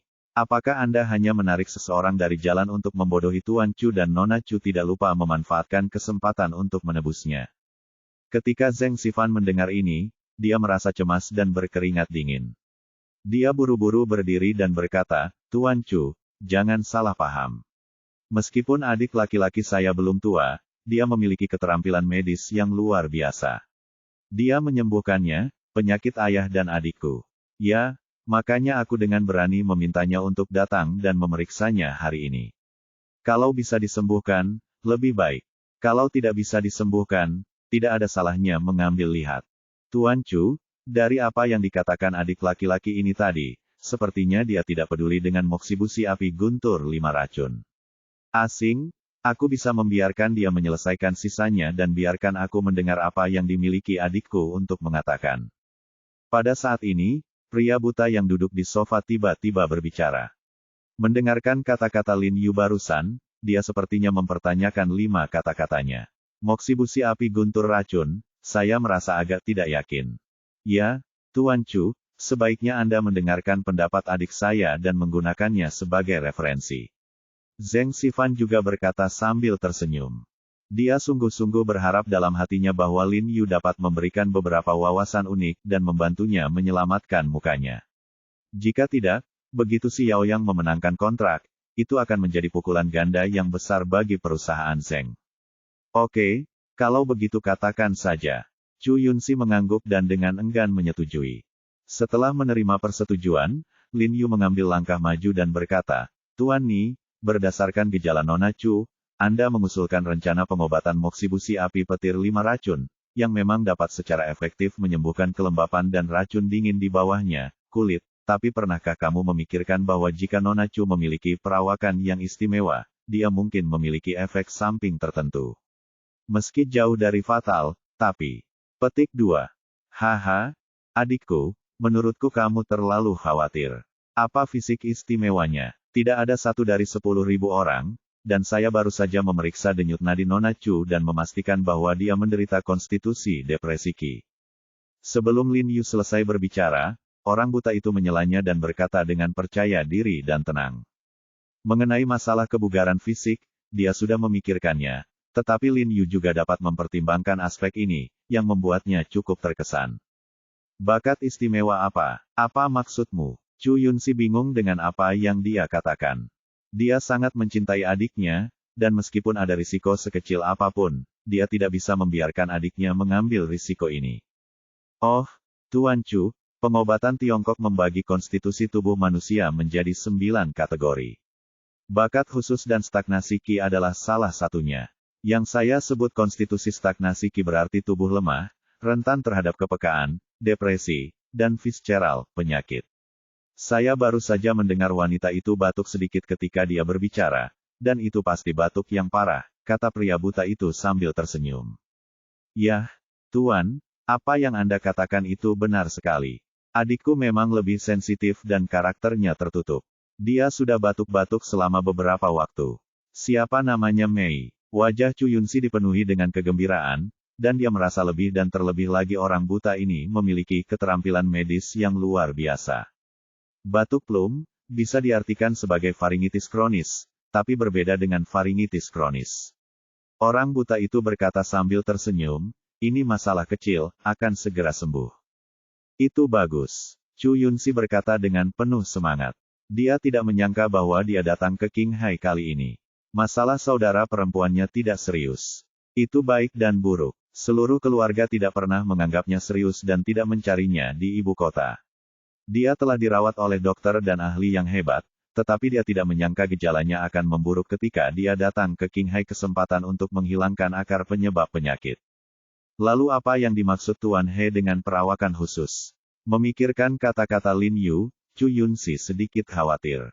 Mendengarkan kata-kata Lin Yu, jika saudara perempuannya memiliki perawakan khusus, menggunakan moksibusi api petir 5 racun ini, akan ada efek samping.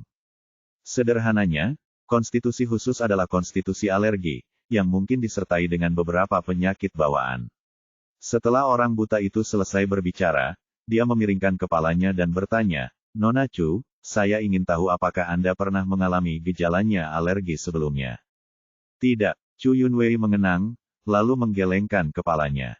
Itu saja, tampaknya diagnosis orang tua buta itu benar, kata orang buta itu sambil tersenyum, dan nadanya cukup puas.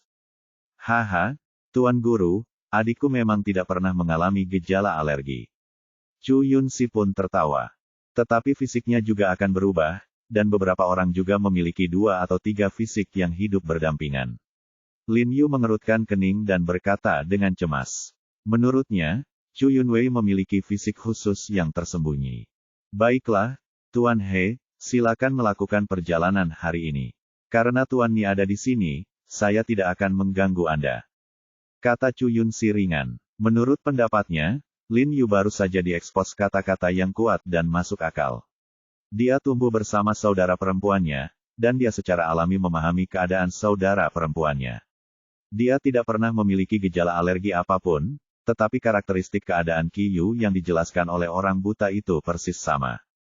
Zheng Xifan juga terlihat malu saat ini dan tidak tahu harus berbuat apa. Kata-kata Chu Yunxi jelas merupakan perintah penggusuran, tetapi Lin Yu diundang olehnya untuk membantunya, dan dia akhirnya diperlakukan seperti ini. Tuan Zheng, tidak apa-apa. Jika tidak terjadi apa-apa, saya akan kembali dulu. Lin Yu melihat dilema Zheng Xifan, tersenyum padanya, menunjukkan bahwa dia baik-baik saja, lalu berbalik dan berjalan keluar. Chu Yunxi mengerutkan kening dan menatap Lin Yu dengan tatapan agak tidak puas. Ini adalah wilayahnya, dan Lin Yu bahkan tidak menyapa ketika dia pergi. Jika ini terjadi di ibu kota, dia akan memerintahkan orang untuk mematahkan kaki Lin Yu dan mengusirnya. Lin Yu sengaja tidak menyapanya, karena sikap Chu Yunxi membuatnya jijik, terutama cara dia memandangnya, seolah-olah dia sama sekali tidak menganggapnya sebagai manusia. Begitu dia berjalan ke pintu, ponselnya berdering. Itu adalah Lei Jun. Begitu dia mengangkat telepon, Lei Jun bertanya-tanya, Jiarong, mengapa klinik medismu tutup hari ini? Apa yang terjadi? Kamu pergi ke rumah sakit. Lin Yu bertanya, aku keluar sebentar, aku akan kembali sekarang. Setelah menutup telepon, Lin Yu pergi ke lift untuk menunggu lift. Setelah Lin Yu pergi, Chu Yunxi dengan bersemangat bertanya kepada orang buta.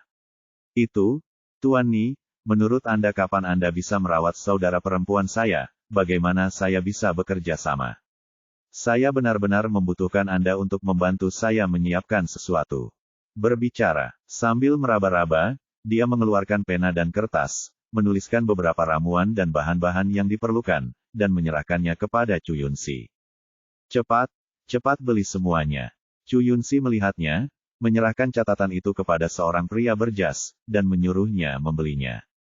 Pria berjas tidak berani mengabaikannya, mengambil catatan itu dan segera berlari keluar.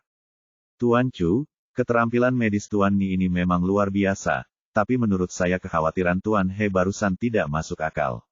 Lagi pula, Anda tidak takut 10.000 untuk berjaga-jaga. Saya pikir Anda bisa membiarkannya tinggal sebagai jaminan. Zheng Xifan sedikit tidak ingin pusat perhatiannya dirampok oleh Xiao Yang. Dia ragu-ragu sejenak dan menyarankan kepada Chu Yunxi. Sungguh disayangkan. Xiao Yang mendengus dingin dan melirik ke arah Zheng Xifan. Chu Yunxi mengerutkan kening dan berpikir sejenak, lalu mengangguk dan berkata, tidak apa-apa. Meskipun menurutku dia tidak akan banyak berguna di sini, tapi untuk berjaga-jaga. Setelah memikirkannya, dia memutuskan untuk mempertahankan Lin Yu. Kemudian dia memerintahkan pria lain berjas di sebelahnya, beritahu orang-orang di bawah untuk mengundang Tuan He kembali ketika Anda melihatnya. Ya, orang-orang di bawah. Zheng Xifan menghela nafas lega dan merasa jauh lebih rileks. Selama Lin Yu bisa tinggal, masih ada harapan. Ding! Ketika lift berbunyi, Lin Yu sudah mencapai lantai pertama. Saat dia hendak keluar, dia tiba-tiba melihat seorang pramugara berjas hitam berlari ke arahnya dengan cepat di lobi dan berkata, Tuan He, kata bos kami, silakan kembali. Petik 2. Lin Yu sedikit terkejut. Dia tidak tahu mengapa Chu Yunxi memintanya untuk kembali, tetapi dia tidak lagi tertarik untuk kembali, dan Lei Jun masih menunggunya di dalam rumah sakit. Lin Yu tersenyum tipis dan berkata, saya pikir bos Anda telah salah paham. Saya bukan pengikutnya yang datang dan pergi dalam waktu singkat. Maaf, ada hal lain yang harus saya lakukan. Saya akan pergi dulu. Itu, Lin Yu keluar dari hotel. Tuan He, saya pikir Anda sebaiknya lebih bijak. Tanpa kata-kata bos kami, Anda tidak akan bisa meninggalkan lobi hotel hari ini. Kata pramugara berjas hitam di belakang dengan dingin. Begitu dia selesai berbicara, pria lain berjas hitam segera berkumpul, memandang Lin Yu dengan ekspresi tegas, dan berkata dengan dingin, Tuan He, silakan kembali, kami tidak ingin menyakiti Anda. Minggir, aku juga tidak mau. Sakit hatimu. Lin Yu melontarkan kata-kata itu kembali dengan sopan. Pramugara berjas hitam di belakangnya tiba-tiba mencibir setelah mendengar ini. Ini adalah lelucon paling lucu yang pernah dia dengar. Mereka semua adalah agen garis depan yang telah pensiun dari Biro Keamanan Nasional masih beredar. Belum lagi Lin Yu, bahkan jika ada prajurit pasukan khusus yang terlatih di sini, dia pasti akan mampu menjatuhkan lawan dalam waktu kurang dari 5 menit 1 lawan 1.